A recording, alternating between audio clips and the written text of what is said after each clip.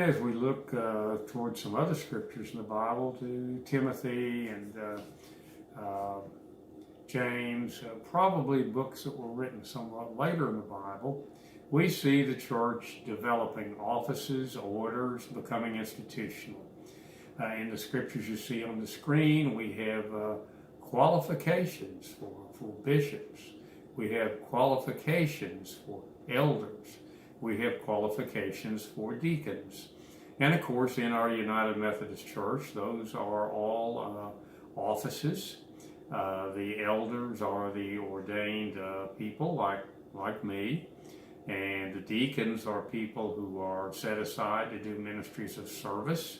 It might be music, it might be education, it might be a number of other things. And then the Catholic Church has a number of orders, and one can argue the first order that appears in Scripture is an order of widows.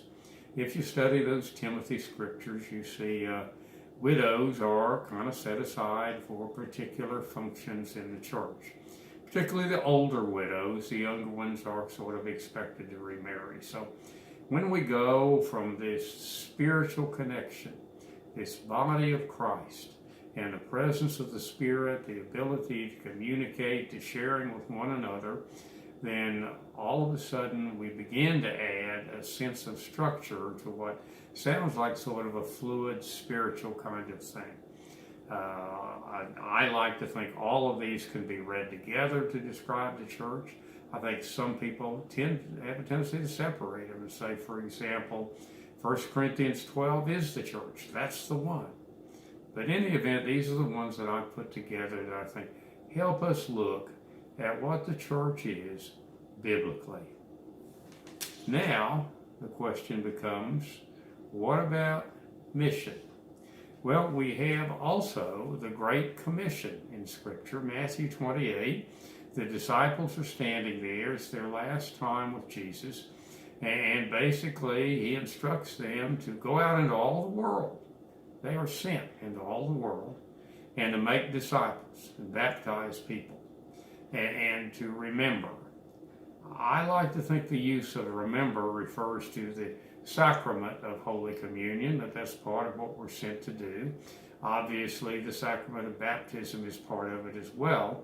But I think many times we overlook the fact that the sending is to make disciples, not just to offer the good news and bring about conversion, but the whole process of forming people lifelong into becoming disciples.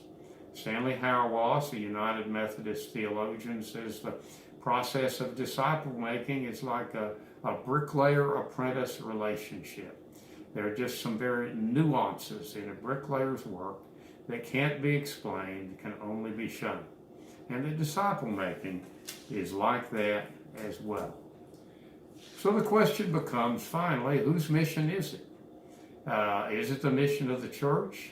Well, Bishop Schnase, in his book, Remember the Future, says, I travel a lot, and I take ground transportation to the airport, and then I take the plane, and I arrive, and I take ground transportation, I go on to the hotel, and then to my meeting. The meeting is my destination. Everything else I use is a vehicle.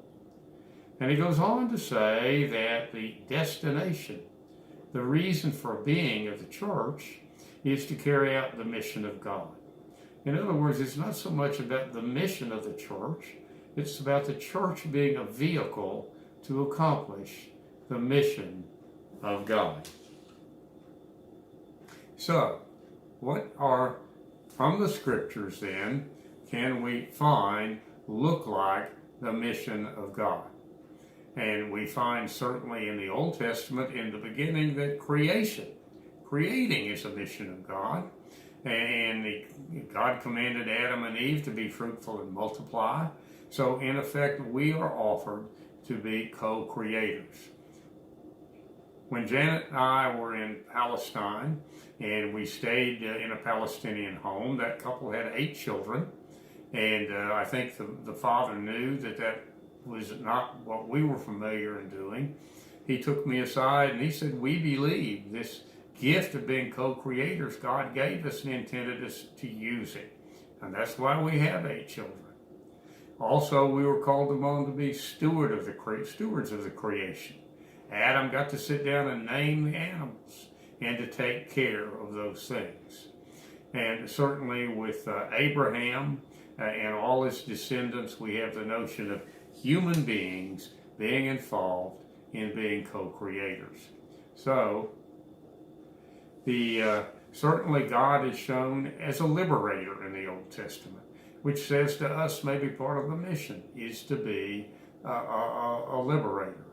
You know, he came to Moses and to Aaron and used them for the project of liberation. Set my people free, he said. I know they're suffering. I've seen what they're enduring, a very touching moment. And I want them to be free from all of this slavery and oppression. And you guys are going to help me do it. There again, the mission of God being to liberate the oppressed, a work of the church. And that is where we're going to stop for this lesson, and we will take it up again when we get together again. God bless you.